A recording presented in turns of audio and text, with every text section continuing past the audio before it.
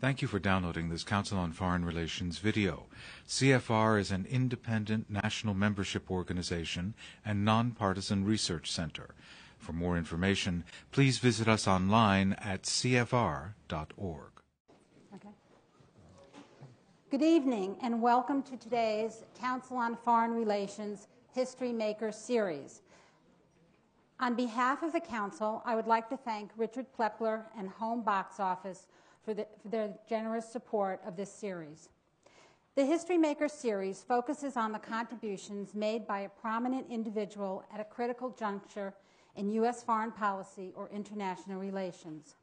I'd ask you to please turn off all your Blackberries, any devices at all, so that it doesn't interfere with the sound system.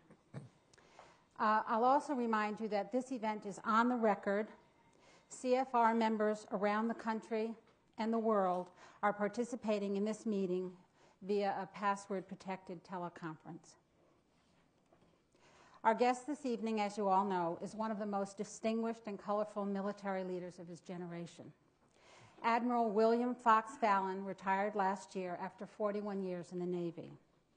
During that time, the New Jersey native was part of every major military operation and every major event with military equities, including Vietnam, Bosnia, Pakistan, Iraq, Afghanistan, and the questions of how and whether to engage Iran and China. But he's also been accused of practicing diplomacy as well, and I hope we'll hear some of that tonight. He's often described as a brilliant strategic thinker, and we hope that he will also share his insight on that level. You all have his bio, so I'm not going to go into a lot of detail. Admiral Fallon headed the Pacific Command from 2005 to 2007. He then took control of the Central Command from 2007 to 2008. He graduated from Villanova University, a fine Jesuit institution, the Naval War College, the National War College, and he has a master's in international studies from Old Dominion University. Currently, he's a fellow at MIT and writing a book. So, Admiral Fallon, why the Navy? Why an aviator? Well, it's an interesting story. I had no background, no family connections at all to the Navy, but I did find it fascinating to read about the Navy, and I had a number of, shall we say, senior mentors growing up who told me about their naval service during World War II and subsequent, and kind of nudged me in what turned out to be the appropriate direction. I had an opportunity to attend Villanova. I had a very substantial Navy scholarship to attend that institution. I did have some choices, and won't take the time here to go into the details, but at the 11th hour, I think there were probably about 12 hours left as the clock was winding down to decide which school I really wanted to attend. I chose Villanova, and I think it's worked out very well for me. Delighted with it. Naval aviation, I was a midshipman, and maybe I ought to back up and tell you a little bit about I didn't think I was going to get very far in the Navy. My my introduction to the Navy was rather inauspicious. I was appraised to the fact that I had evidently done well enough in this scholarship competition to merit another look, and so I was invited to come for some interviews and some physical tests and so forth. And at the end of the day, we were all directed to queue up, and there's a long hallway, and there were 3 doors at the end, and I managed to get myself at the back of the line. And as the folks went down and went in and came out, some were pretty happy, some were not very pleased, and we asked, of course, what the story was, and they said, well, there are 3 doors and there are 3 people, one behind each door, 2 young lieutenants. They're terrific, and there's this really old, crusty, mean son of a gun Navy captain. That meant he was probably about 43, 44 years old. But at any rate, he's pretty nasty, and so you don't want to get him. So naturally, as my turn came, I was directed to go into this door, and I presented myself, and I didn't realize this at the time, but the captain was, in fact, the CO of the Navy ROTC unit of Villanova. He was also a submarine officer, a nuclear submarine officer who had been trained and punished by Admiral Rickover If you know anything about Rickover, you'll understand this. And so he had adapted, of course, many of Rickover's methods. And so my introduction to him was to see this figure with his face buried in some paper on his desk. And I walked in, wasn't quite sure how to do this, but figured I'd probably be pretty good if I just stood at attention, which I did for about a minute. He never moved. And after a while, I began to wonder if he even noticed that I came in. So I made a slight tremoring movement, whereupon he jumped up and said, "Who told you to move?" and went downhill from there. And at any rate, so we got into this conversation, which was pretty much one way. Why this, why this, why this? And he said, well, I've concluded that the only reason you're here is you're looking for a free ride to college. You don't care anything about the Navy. You don't know anything about the Navy, and you're wasting my time. I said, but sir, I think I know something about the Navy. What? And so I said, well, the Navy's moving towards, it's adapting nuclear power. He said, oh, is that so? Name me 5 nuclear-powered ships. So I ticked off the names of 5. And he registered a bit of surprise. And what else do you know about the Navy? Well, I was on a roll now and figured that, and I was pretty young and pretty stupid at the time. So I said, well, I can tell you that the father of the Navy is buried it was in Philadelphia, by the way, at the time. And I said, he's buried right down here in Old St. Mary's Cemetery, just yonder down the street there. And he said, oh, is that so, Mr. Fallon? He started to get very interested, and he put his face a lot closer to mine, and he said, so tell me, who is the father of the Navy? And I said, well, sir, it's John Barry. Whereupon he jumped out of the chair, bit my nose off, and said, have you ever heard of John Paul Jones? And got another harangue. I couldn't follow the rest of it. And I said, it's right, yeah, I've heard of Jones. I know who he is. But I said, but I've seen the tombstone right down here in the cemetery on 2nd Street, and it says John Barry, father of the U.S. Navy. And there's always a wreath down there, and he's quite revered, I know, in Philadelphia. Whereupon I got my first real tail chewing, and went on for forever. And I said, yes, sir, 3 bags full, and decided to press on. But the story, for those who may not be intimately familiar with the Navy, is for as long as I can research, the Navy has, in fact, kept 2 ships in commission, one named John Paul Jones, revered father of the Navy, buried in a crypt down underneath the Academy Chapel, and John Barry, of course, who, it turns out, was the financial underpinning of the Navy and gets due recognition, particularly in Ireland. So with that start, I thought when I went home, I said, well, I've just blown that one out of the water, so I better start looking for other employment. So you were right. I was right, but kind of sort of. At the end of the interview, he did introduce himself, say who he was, and said, you know, you might survive at Villanova. Give it a try.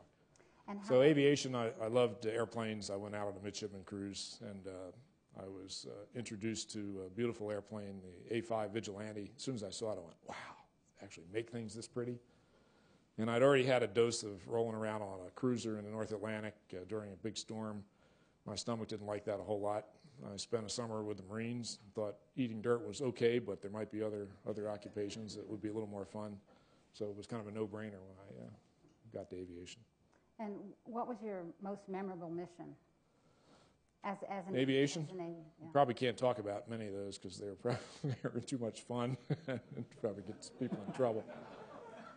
Some of them you were was the memorable. Tom Cruise of your generation? No, I was an attack guy. We actually did work. We used to say that the fighter guys made movies, the attack guys made history. It was a bumper. Is John Lehman here? John, you know this very well.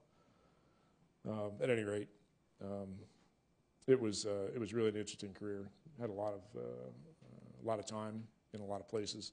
And I think that's probably as I look back, it seems like just a couple of months have passed since that time, 40-some years ago.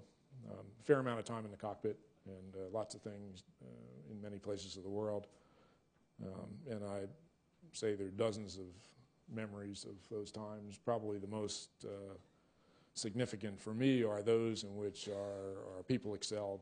When I was a squadron commander, I thought this was really the be-all and the end-all to actually have 300 people working for you with 12.5 airplanes and being able to kind of work behind the scenes to get people stoked up to really succeed in challenging things. It's during the middle of the Cold War in the early 80s, and we were constantly on alert, spinning up to go do something in the world. And it's really an interesting time that I'm trying to document here for posterity have enough time to talk about it in detail. But there were challenges in the world, particularly in those days, in the Middle East, in Lebanon, and in Libya, and in Syria, and other places, and out of the public eye for sure, but we were constantly being yo-yoed up and down, going on alert, being ready. In fact, my people in the squadron took one of my little sayings and put it in the bronze, but it could go in any time. It was these missions. So watching people perform and watching them excel, and taking pride in their achievements. And then as I got to other levels of command, more people, more significant activities, the same thing. And finally finishing up in CENTCOM with the magnificent performance of our people in Iraq and ongoing still in Afghanistan. It's the most rewarding thing. For any of us, excuse me, who lived through Vietnam, it was a seminal event, for our generation. How did that conflict shape you? Yeah, it was interesting. At the time, I was a junior officer, first rattle out of the box, went to flight school, and knew we were headed to Vietnam, was there within 2 years, I guess. And at the time, I didn't know much, and so didn't have too much to compare in terms of what I was experiencing and what might have been. And in hindsight, I learned a lot. And I think a lot of those lessons, my impressions from the time in Vietnam, stayed with me. For example, at the tactical level, we worked really hard to be particularly professionally good at executing our missions. But as I looked just beyond the tactical level, it was an awful lot of effort for little return. We did things without a clear objective at the strategic level or operational level, to my way of thinking. We lost a lot of people. We constantly endangered people, and we were getting direction from way beyond the line of sight. I wondered even in those days how people in Washington could begin to imagine what things were really like over North Vietnam, for example, to send mission tasking to do certain things that far removed from the battlefield. It was very frustrating to just go out and watch the effort day after day and not see much in the way of result. And so as we moved on in history and I look back on that, a couple things strike me as really important. If you're going to get involved in major military activity, you better have a pretty good idea of what you need, what you want for an end state, and how you're going to get there.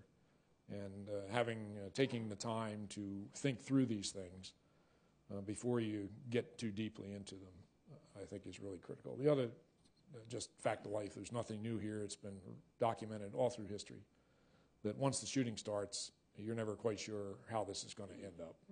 There's so many things, so many factors.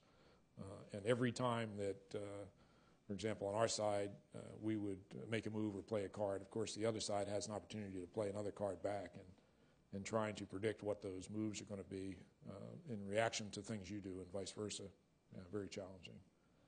Also, it was extremely frustrating to be out there and to realize that a huge percentage of the population of our country didn't have the foggiest idea what was really going on out there in Southeast Asia.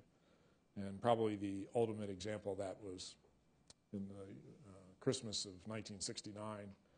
Bob Hope came out at the last minute. It was announced he was going to come and visit my aircraft carrier and entertain our sailors and Marines for Christmas. It was a terrific morale booster. We've been out for several months now, and so this flurry of activity and the whole troop came aboard, and it was just a great success. And we were flying even Christmas Eve, raced back down that evening to get them aboard, get set up, and we were going to go right back on the line as soon as they got off the next day. In fact, I remember flying twice on Christmas after they left. But the point was that I was tagged to be an escort for one of the Hollywood types that was with Bob, I think one of the producers of the show. And the show was just great. We all loved it and had a ball, and I could tell you lots of stories about that, fun things. But the next morning I was escorting my guest to breakfast, and we actually walked through the hangar deck, which was now the show had been broken down, and they were preparing for the missions, and so the place was covered with bombs and rockets and sailors busily getting the airplanes armed and trying to get them ready to go. So we had to walk through all these things, and this gentleman came with me, and he seemed to notice, and then we went down below, and he said, "So, what do you guys really do out here?" He said, "You just fly around and kind of show the flag?" And I didn't know how to answer him at the time. I was just incredulous, and this is kind of the way it was. So that really bugged me. And then to come back home after that, after a year, and to find this this constant fighting, people hollering, and then move the clock forward several decades and to find similar activities in the past couple of years here. There's some lessons there, and one of the lessons is, as I look at events that have played out over my time in service, there are times when we seem to pay attention and get most of the things right to the best of our ability, and we're all human, so we're going to always make mistakes and do things that aren't quite as we'd like to have them. But I think it's important to have the capability, ensure we have the capability to do the things that we undertake. And as I look back on it, I don't know how we were in the early 60s. I was too young and out of the business to understand that. I knew that in the 70s we had managed to get ourselves in a real pickle, and from my professional view of inside the Navy, didn't like what I saw. I didn't like our material condition, didn't like our leadership, didn't like a lot of things. It was just really a tough time to be in service. And then we got well in the 80s. We fixed a lot of things that were not right. And it wasn't just an infusion of money. That certainly helped a lot of the material things, but it was a recognition by leadership that a lot of things had not been done very well. And people took a very active role in straightening up, cleaning up the mess, and looking to the future. And I think that paid off. So by the end of the 80s, we were in much better condition to go about doing anything that would happen to pop up. And I think the best demonstration of that was in 91 in the Gulf War. We really had our capabilities in hand, well-trained, ready to go to do whatever needed to be done, and it went off pretty well. But the second piece of this is getting people to understand what it is we're trying to undertake and to get support. You're never going to get everybody to agree. That's just a dream. But to get the majority of people behind you and to have very clear objectives. So I tried to explain this to my young aviators as we prepared the night before we began flying missions over Iraq in 91. I looked around and realized that there was only one other aviator in the entire air wing that had any combat experience. It was one of my commanding officers, and he had spent about 30 seconds over Benghazi in 1986 on the raid into Libya, but everybody else was all new. And you could see, I thought back to my own early days in the 60s in Vietnam and said, I kind of know what's going through their minds now. I mean, you could see I understood very well, and very nervous, very, very uptight. It's okay, we're going to get through this, and I'll tell you what's different. I know it already. In the 60s in Vietnam, we were putting in time. At the end of our time, if we were still in one piece, we'd be happy campers, and we'd get to go home for 6 months and come right back and maybe do it again. But we're going to push this one, and we're not going to leave here till it's done. And I have a feeling that we're going to be pretty happy with the outcome because there's a very clear direction. We had meetings before hostilities even began that laid out what people wanted to achieve, what the leadership wanted, and how we were going to do it, and the tools were readily available. So I don't think we got that very correct in this decade as we got into other activities. Let's talk a little bit about Iraq now. Mm-hmm. And let's start when you first realized that this country was going to go to war against Saddam Hussein. Mm-hmm. And what were the discussions like? There's much has been made of your position on the surge, which gets a little bit farther down the road. But talk about how that all began for you, and whether you thought we went to war with the right materiel, with the right strategy, which you found so important in earlier conflict. I was the Vice Chief of the Navy in that period, 2000 to 2003. And we had a lot of things going on, lots of change. The attacks on 9/11, I was in the Pentagon with the Navy staff that day, really hit home for many people, including some very senior people. That was their first exposure to the kind of realities of warfare, dead and dying people in their midst, and many of our people had no sense of that. They had no experience. I felt that I had a bit of an advantage immediately. And so we reorganized and we got going and we got ourselves squared away. And immediately I started looking ahead and said, I'm not sure where this is going to end up, but I know we're going to really have to have our ducks in a row. And so went back and looked at our people side. We were really in, I thought, terrific shape people-wise. I thought we were in very good shape material-wise. We looked at some details of certain kinds of weapons and other capabilities that we might need, and made some immediate decisions to get going, to just anticipating we'd probably be needing some of this stuff. And then we went into Afghanistan and cleaned the place out, at least temporarily. And I think that that was, you could debate in hindsight the timing of that and exactly what we did and how we did it. The timing of Afghanistan or Iraq? Afghanistan first, because it had a lot to do with this. And we had some assets available. There was a real desire to go back and try to get the people that were the perpetrators of 9/11. I think there was a strong momentum to do that.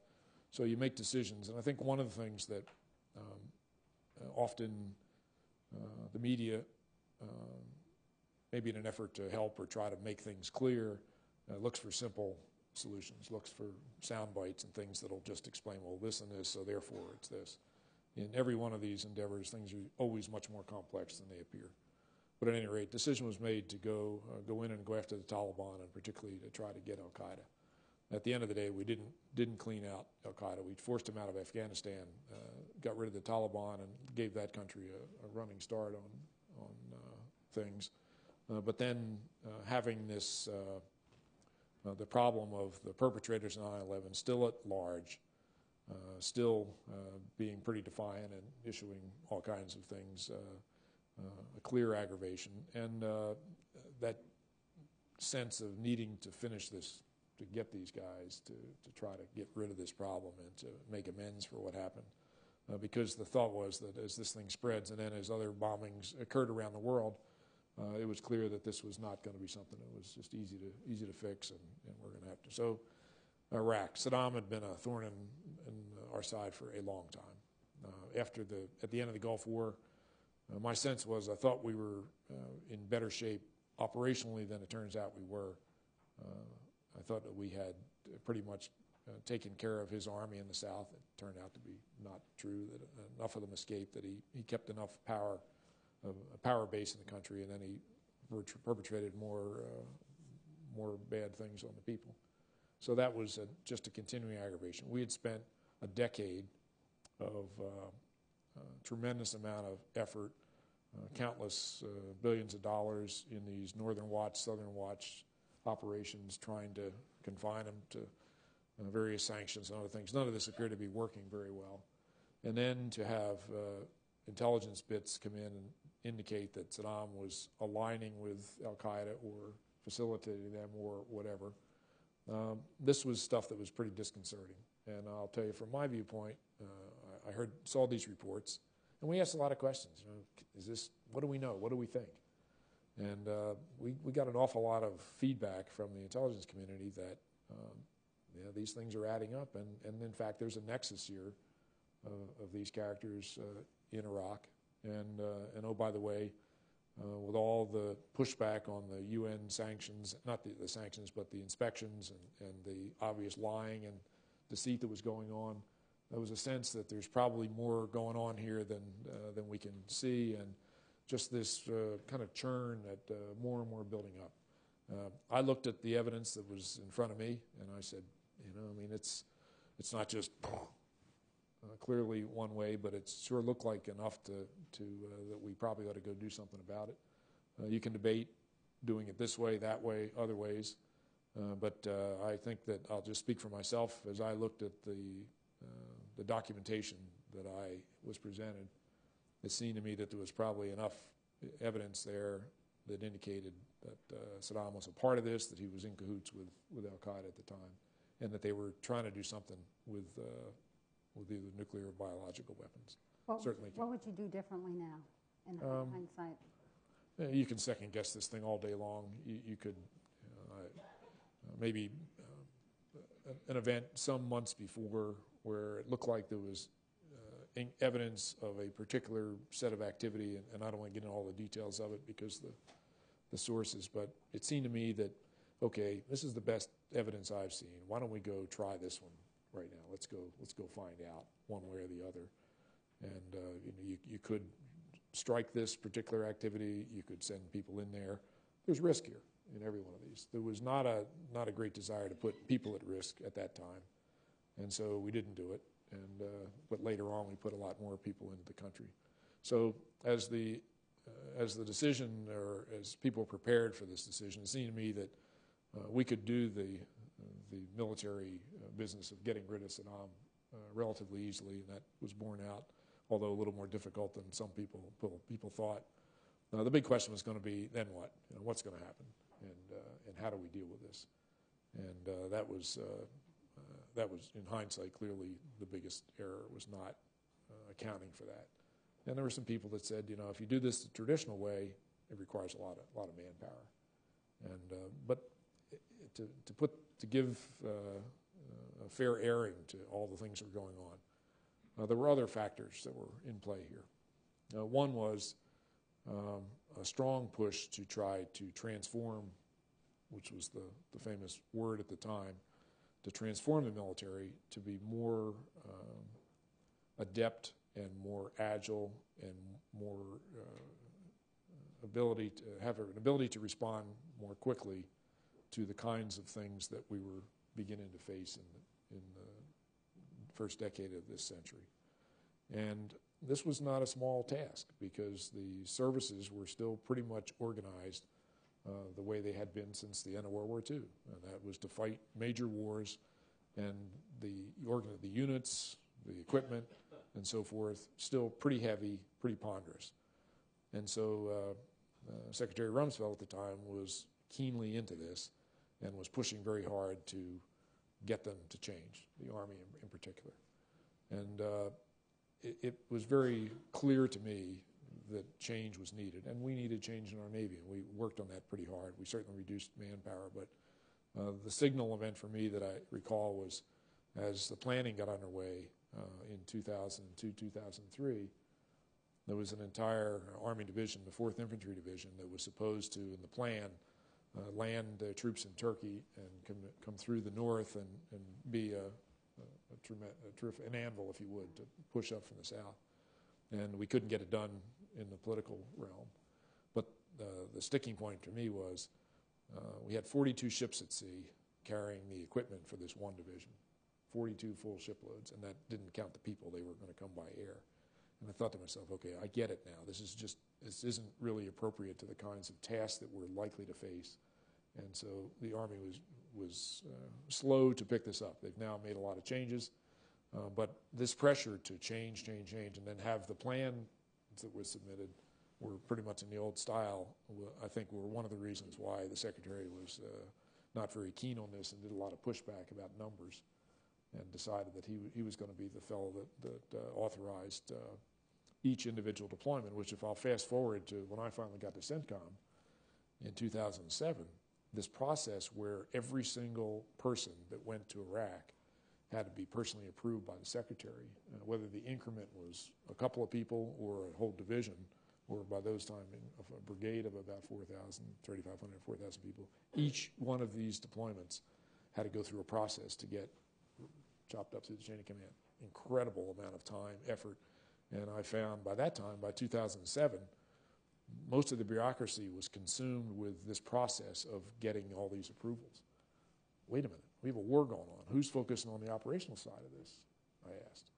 And a lot of people said they were, but as I looked at what was going on my own new staff at CENTCOM and other places, in fact, most of the work that I saw was process work. and we had really kind of gotten off the path there. So that's too much detail.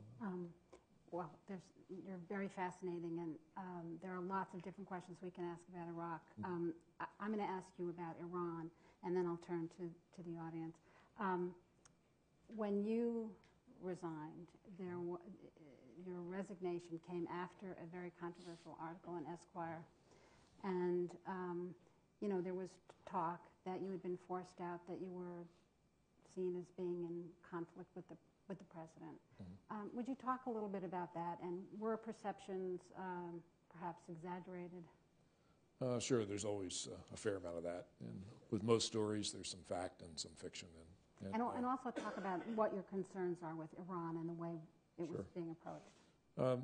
Iran's a challenge. It was certainly when I got to CENTCOM, and as I looked at the table with Iraq on fire, and there's no doubt in my mind this was the first thing we really had to get moving quickly, because I thought the clock was running out here in the amount of time and flexibility we had.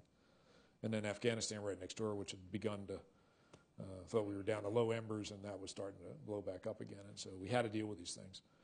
As the regional commander, I looked at my chore as dealing with these two problems, but I had commanders that were assigned. Dave Petraeus now going into Iraq to deal with Iraq inside. Had Dan McNeil in Afghanistan was the NATO commander, and he was in charge of ops there. But I saw myself in the position of trying to orchestrate the rest of the neighborhood. And it seemed to me that getting a solution in either one of these places without paying attention to the neighborhood was folly. It was just not likely to happen, not likely to be successful.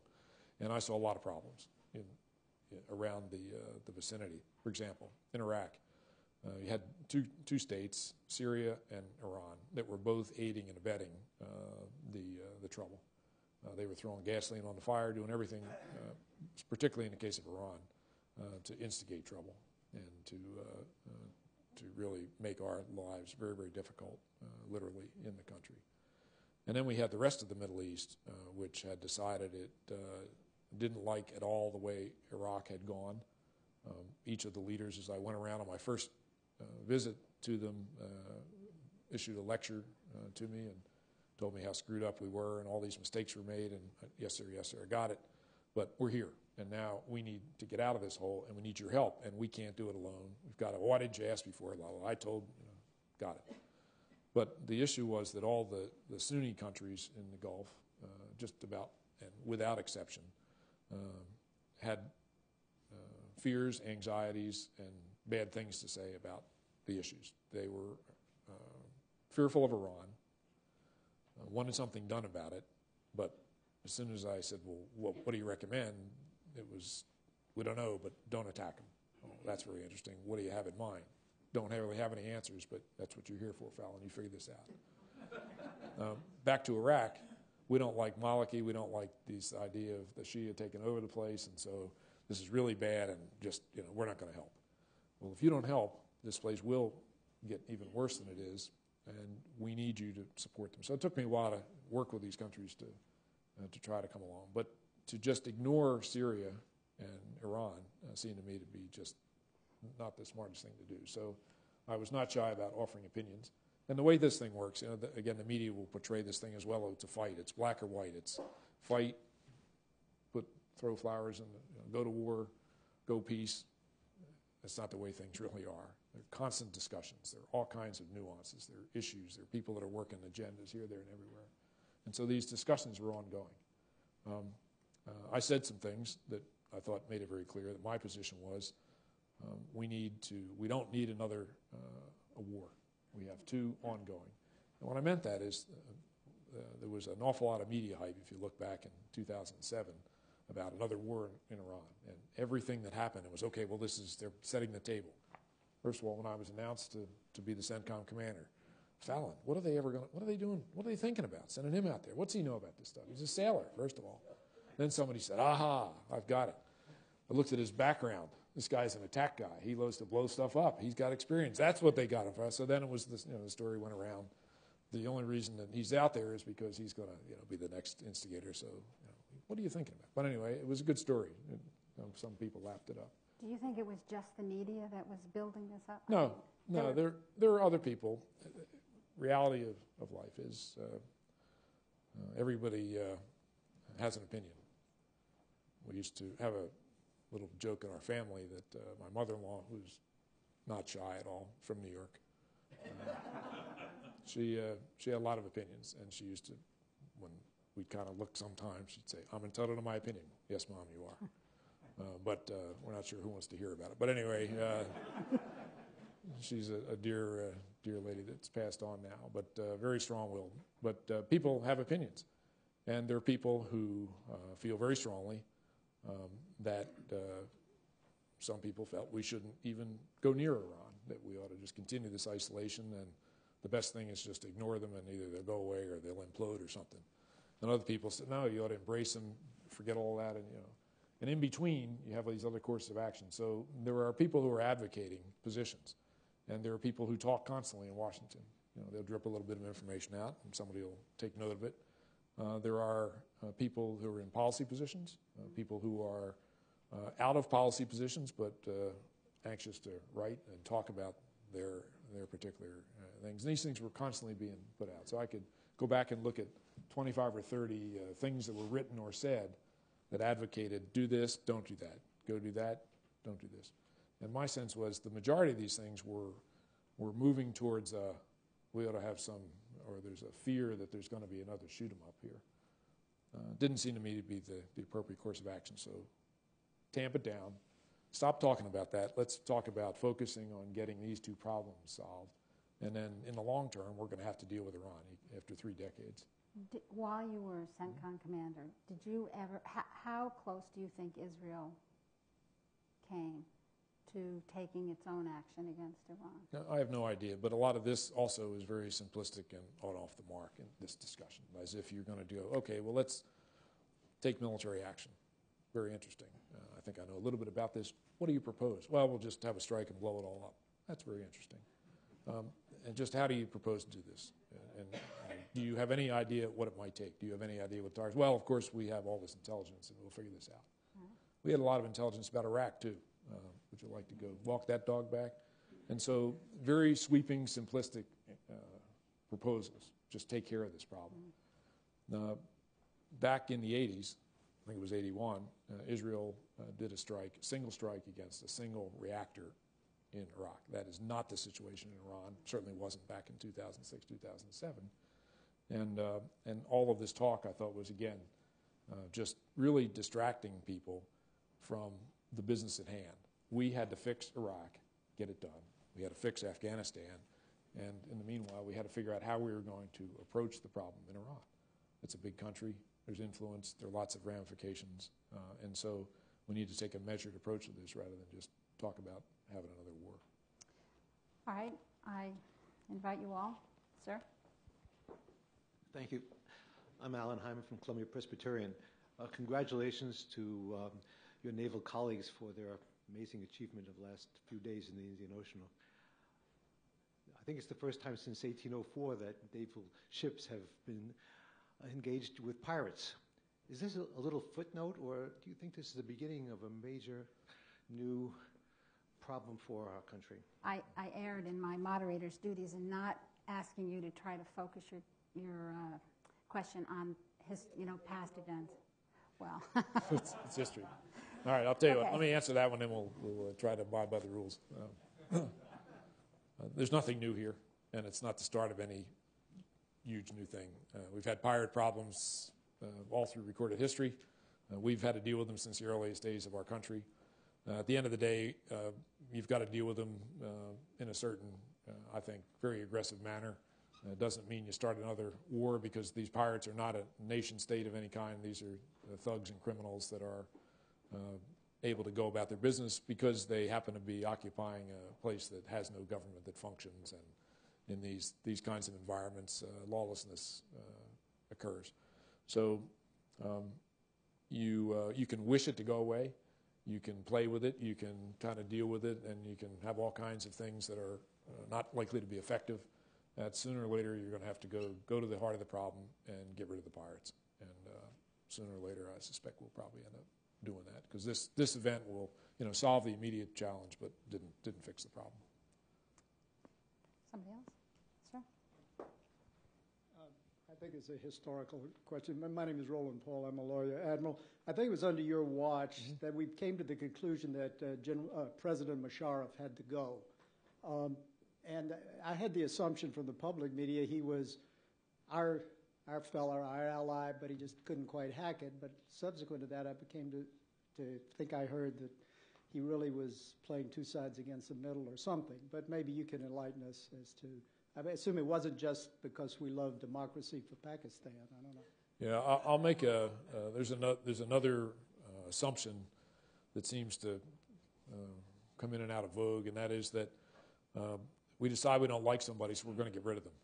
And so Musharraf, he's a problem. Let's get rid of him. Maliki was becoming a problem. Let's get somebody new in Iraq. We don't like this guy in Iran. We'll just, if you think about this a little bit and say, okay, we didn't like Saddam, so the decision was made to get rid of Saddam. So that was in what year? We're 8 years into this now, and we're still trying to figure out how to clean up the broken china here. So these kinds of statements, we're going to get rid of leaders, I think are really just not even remotely in the realm of clear thinking. But back to Musharraf specifically. If you go back and look at a little bit of history, when he took over that country, leadership of the country, they were throwing flowers at him in the streets. And hosannas to the highest. Finally, we got somebody that's going to square this place away and get rid of a corrupt government. And boy, it sure looked like there were a lot of Pakistanis that were very, very happy to that. Things happen. It's a very difficult country. They got a lot of problems. My dealings with President Musharraf, I found him to be very straightforward. Every single thing he told me he was going to do, he did. And when I deal with people, results count. And when you tell me you're going to do something and you do it, I feel a lot better when you tell me you're going to do something and you don't do it, or you do something different, then I start to get concerned. But he had a host of problems.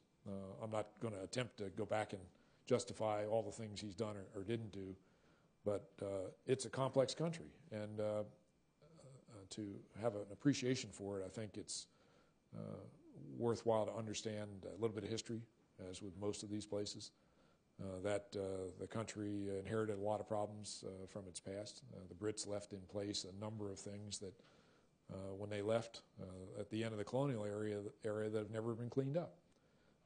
It's a religious divide that occurred. You had the war, numerous wars with India. The focus within the military and security establishment in Pakistan, from my perception, was India is the real problem, and therefore all of our focus is on India, and therefore all of our strategic decisions are based on the potential for another conflict with India, which then leads into some interesting things like, so how do we protect our rear, since we have this marginally functional state called Afghanistan? And the Indians, by the way, seem to be dabbling out there, and so I suspect this was the motivation behind whatever alliances were made with the Taliban. There's also, there are a lot of people in the ISI, the Pak intelligence agency, that were particularly helpful to us, if that's the right word, back in the 80s when we were aiding and abetting the insurgents, the Mujahideen, against the Soviets, because it was certainly the height of the Cold War. And so we were all too pleased, in most cases, to have the assistance of the ISI working with these people in Afghanistan. Okay, so times change. The Soviets decide they've had enough, they leave, and we move on. But all these connections are still made. And in the eyes of the Paks, I think, they still have the India problem. And so how do we buy some insurance against India? Well, we'll cut some deals with the boys here. And by the way, the so-called ungoverned areas, the Fatah, the western provinces out there, historically for hundreds of years have been autonomous with little to no rule, like none, from the central government in Islamabad, and things were okay. And it was kind of like there was no real wall there. You could come and go, but people didn't. They stayed out, and the trouble stayed out there, whatever there was, and things were fine in the settled areas of Pakistan. Well, things changed. And there are a couple things that are worthwhile. When I was in the Pacific, I was on the other side of the fence. working with the Indians because that was part of my domain responsibility, but Pakistan was not. So our relationship with India has been improving, and that's really to the good. We won't dwell on that one. When I got announced to go to CENTCOM, it was very interesting. One of my staff guys said, hey boss, there's an interesting article you ought to read. It just showed up in a PAC newspaper. And I said, okay, let me read it. So I read the thing, and it was written in English, and it was from Islamabad, and it said, this is really important for all the Pakistani people to take note of this.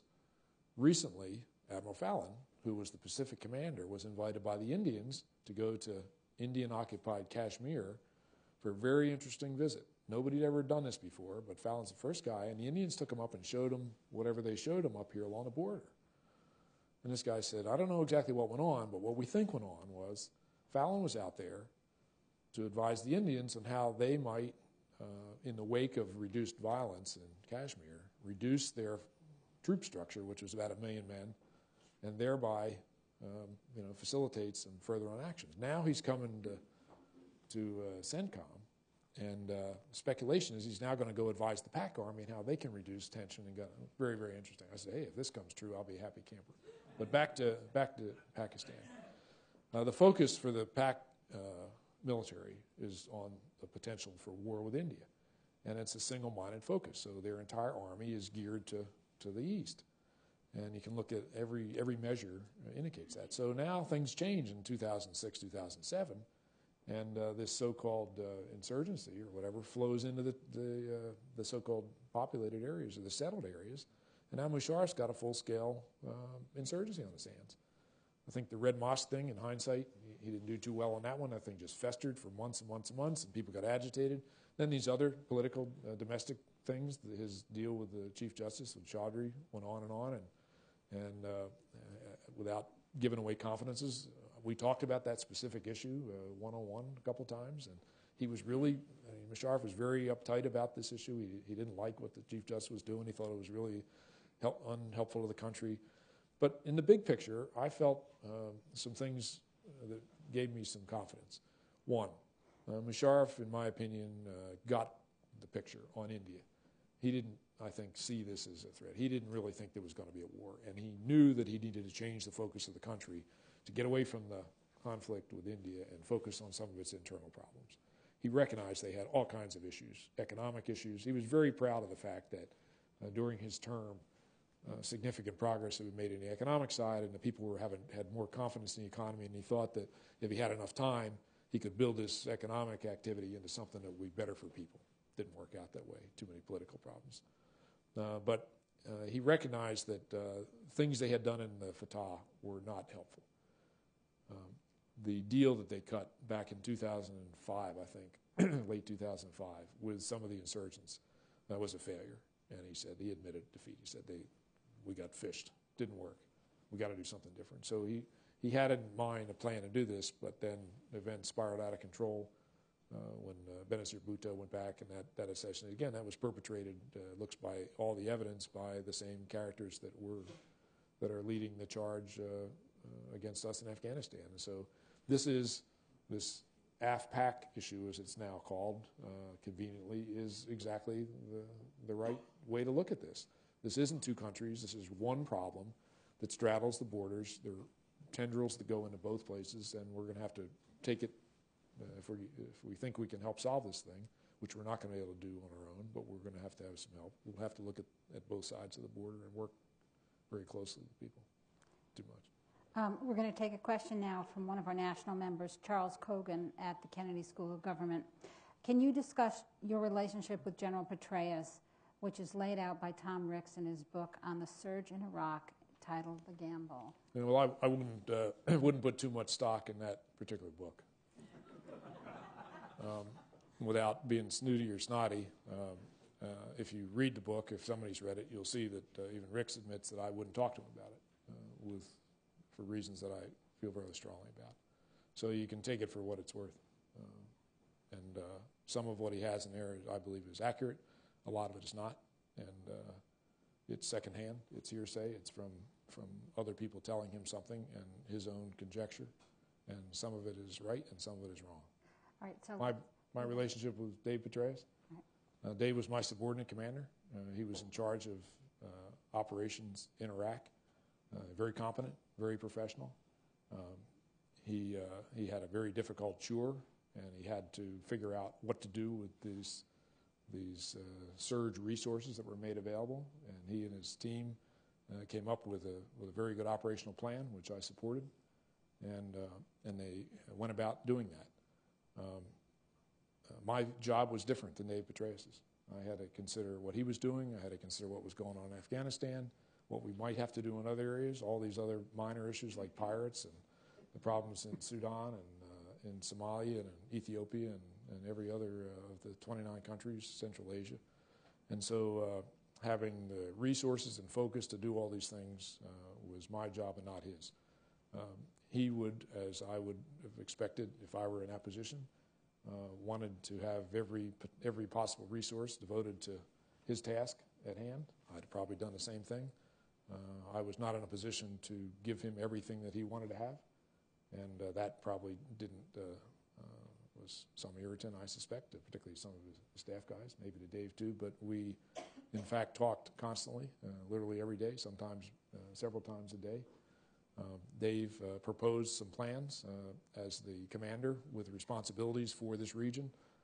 My responsibility was not to just say, good to go, but to look at it, to examine it, to put my 2 cents in it, which I did and continue to do the entire time. And that's the way the system's supposed to work. And so that's how it did work. Did we agree on every issue? I doubt it. Of course not. But did we agree on the big things? Did we come to a conclusion about what we wanted to do and how we wanted to do it? Yes. And at the end of the day, we put forth a plan that we were both happy with, and this plan had to be updated, of course, every several months as we moved through, and we were moving toward, and they've done a terrific job. So Rick's, again, would, among others, would like to sell books, I suspect, and to paint a picture of divisiveness or anything to titillate, and it's not the accurate picture. Michael? Hi, Michael Hirsch with Newsweek. Mm-hmm.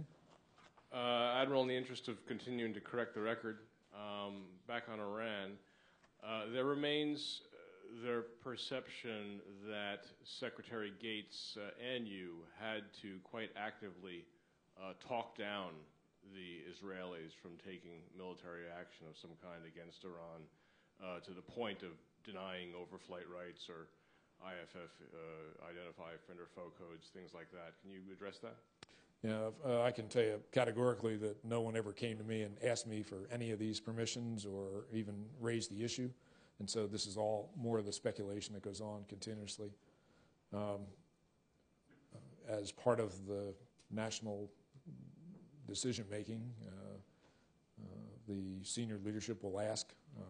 I would hope they will, and they did certainly when I was there. The president would ask, and the secretary for opinions of issues, large and small, and we gave those continuously.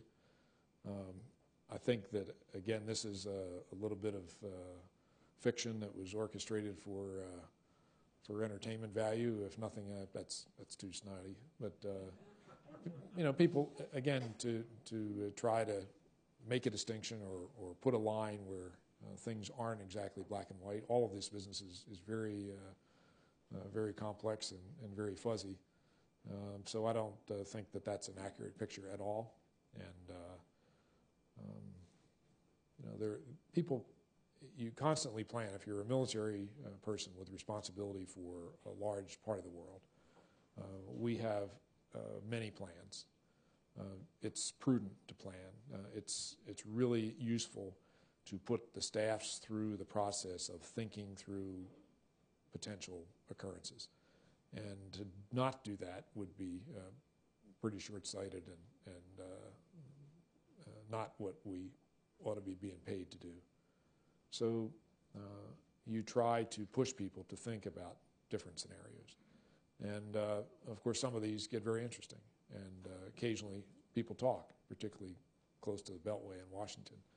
And so they'll drop a little tidbit out there, and immediately there's a feeding frenzy to try and embellish this thing and get out on it. Most of these things are best left outside in the rooms where they take place. The purposes of these drills is to get people to think about potential options and to think about potential occurrences. Having every plan I've been a party to has been changed or altered many times, but you have to have a starting point, and we would be remiss, to say the least, if we didn't think through a number of scenarios. And you certainly look at the worst case. Does that mean you expect to have the worst case occur? Of course not. But these things can take on a life of their own because tidbits will come out, and again, people have positions, and the most extreme positions are the ones that are most least useful, because when people take these things, then they're looking for particular sound bites or events or things to buttress their arguments, and they try to push the pendulum way out there. So they'll seize upon this, they'll hear about it, and they'll titillate this and go back, and it just goes on and on. But I think it's appropriate to do planning for a full range of scenarios.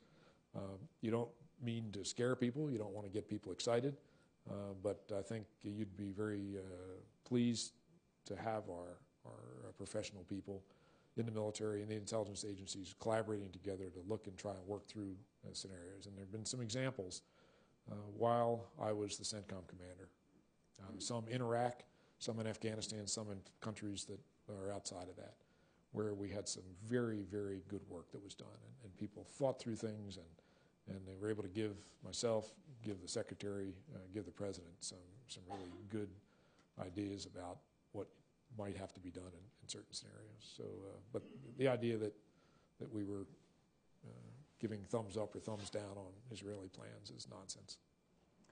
Let's take one more question. Jan? Jan Barris with the National Committee on U.S.-China Relations. I was going to ask you about the recent dust-up in the South China Sea between the American and naval ships, but Carol might say that's not historical enough.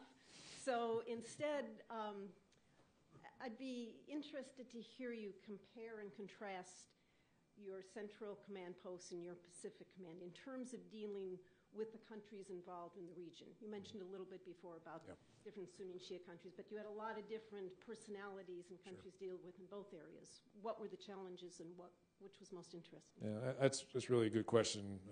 Probably could do a whole lecture in my academic realm up at MIT to talk about it, but probably the most significant factors that come to mind immediately are the situation in the Middle East and Iraq in 2007 was so politicized and so hot and so fraught with danger from the standpoint of policy failure, of physical loss of life, which was ongoing, of the potential to make more wrong decisions, and basically every time you even moved a finger, there were dozens of people second-guessing and looking over your shoulder to push some way or the other. In the Pacific, we had time to think. Because of all the attention on Iraq and the Middle East, not as many folks second-guessing every step. There were certainly those who had different opinions and wanted to do and push agendas, but there was actually time to think about things in the plan. And so China, which I know Jan has some interest in, when I got to thinking about China, it was pretty clear that this is a big issue. In fact, it's one of the major issues that we as a nation need to be cognizant of and to be thinking about constantly. So how to deal with China. And I sampled the spectrum and got everything from far right to far left. Okay, what's the prudent course of action? I'm not quite sure. I've got some of my own ideas, but actually had the time to pull together a group. And there are certain advantages to being stationed in Hawaii, not least of which is the climate. But I said, why don't we see if we can get the best minds in the world to come out here and help noodle this thing. And so it was not very difficult to entice people to come to Hawaii. So we set up a conference in the early days to invite particularly the intelligence community, which had huge impact on, particularly in Washington, because of all the things that have been said and done over the years. So we invited folks out and basically locked them up for a couple of days. I didn't tell them that at all, but they were very kind, and we spent 2 days just thinking and talking about everybody's ideas. and then trying to shape this thing to come up with a big picture set of assumptions.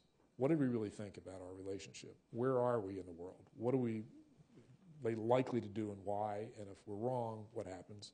You make assumptions, you're right or you're wrong. There's a lot of wishy-washy stuff in assumptions these days, but you need to be right or wrong. And if you're wrong, fine. Okay, let's have another course of action.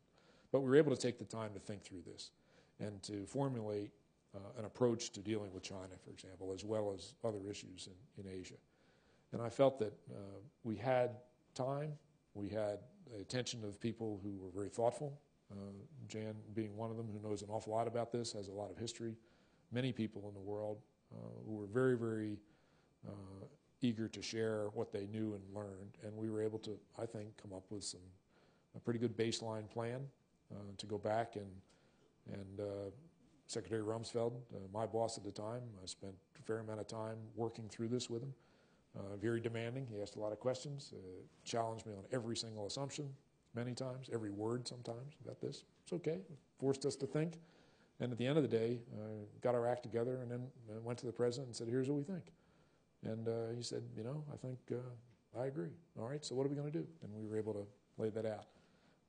To do that in the Middle East with all the issues and with all the time-critical events going on was just night and day. And so those were the two things. The thing that struck me is, boy, we got a raging inferno here, and there's not much you can do except put a steady stream of water, try and beat it down, and then we'll deal with the niceties later. Please join me in thanking Admiral Fallon. Thank you for watching this Council on Foreign Relations video. For additional audio, video, and transcripts of CFR meetings, as well as expert analysis of international news, please visit us online at cfr.org.